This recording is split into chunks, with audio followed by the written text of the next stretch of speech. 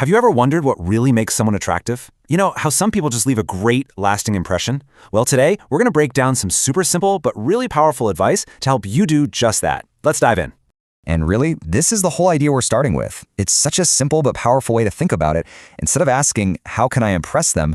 The much better question is, how can I feel great about myself? Because genuine attractiveness isn't something you're trying to project onto other people. It's something that just radiates from you when you feel good.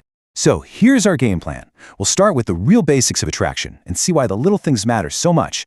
Then we'll get into how your personal style says a lot about you before diving into the absolute core of it all, confidence. And finally, we'll pull everything together to see what it takes to make a truly real impression. Right, so let's jump into our first section. And here's the good news. Becoming more attractive isn't about some massive life-changing project. It's actually way simpler than you probably think. And this, right here, is the key. Attractiveness isn't built on these huge one-time efforts. Nope, it's the result of small, totally manageable habits that you do over and over again. It's that simple daily routine that builds up over time to create something really impressive. Okay, so let's build on that idea. Our next section is all about those tiny details that have a huge impact. This is where you send a clear signal without saying a word that you value and respect yourself. And when you do that, others tend to follow suit.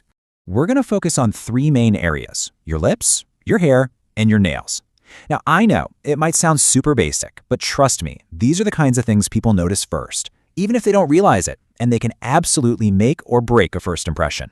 So let's talk lip care, because this is for everyone, guys and girls. Think about it. When you're talking to someone, you're looking at their face, right? And your eyes naturally drift to their mouth. If their lips are dry and cracked, it's distracting, and it's just not a great look.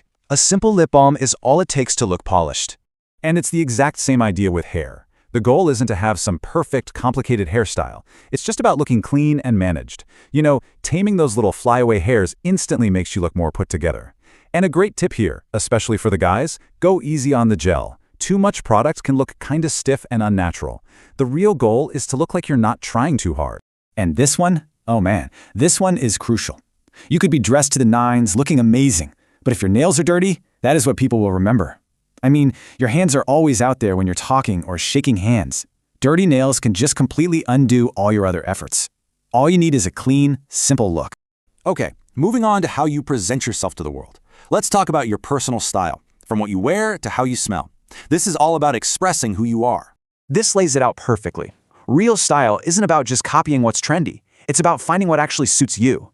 And that point about comfort is so important. Because if you feel uncomfortable in what you're wearing, it shows. You'll fidget, you'll adjust your clothes, you'll look anxious. True attractiveness comes from feeling good in your own skin and in your own clothes, because that comfort translates directly into confidence. Now for fragrance, the golden rule is simple. Less is more. Your scent should be something people discover, not something that announces your arrival from across the room.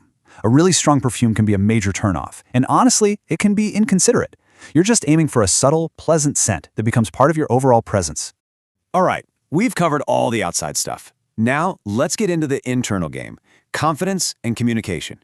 And honestly, this is where the real magic happens. Because while looking good is great, how you carry yourself and connect with people, that's what truly leaves a mark.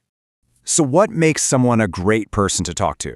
Well, it's not about talking the most. It's about creating a balance. You know, the most impressive people are often the best listeners. Making space for other people to talk and showing you're actually interested in what they have to say is so much more attractive than just dominating the conversation. It shows you value them, and that's incredibly charismatic. And let's be super clear about something here. The confidence we're talking about has nothing to do with arrogance or ego. Ego is loud. Confidence is quiet. It's this calm self-assurance that comes from respecting yourself and having a positive outlook. It's a kind of composure that makes you magnetic, even when you're not saying a thing. Which brings us to the big question, right? After looking at all these pieces, the grooming, the style, the communication, what does it all add up to? What's the secret sauce for making a real, lasting impression? So in our final section, let's pull it all together. This is the big takeaway that connects everything we've talked about. And here's the answer. It's not about having complicated routines or buying expensive things. True, lasting attractiveness comes from the consistent, daily practice of simple self-care. It's all the small things you do every day that build on each other to create that impressive, put-together presence. So let's end on this thought. Ultimately, being attractive isn't some performance you put on for other people. It's simply a reflection of how you treat yourself. When you take the time to care for yourself, you naturally project confidence, respect, and positivity. And really, what could possibly be more attractive than that?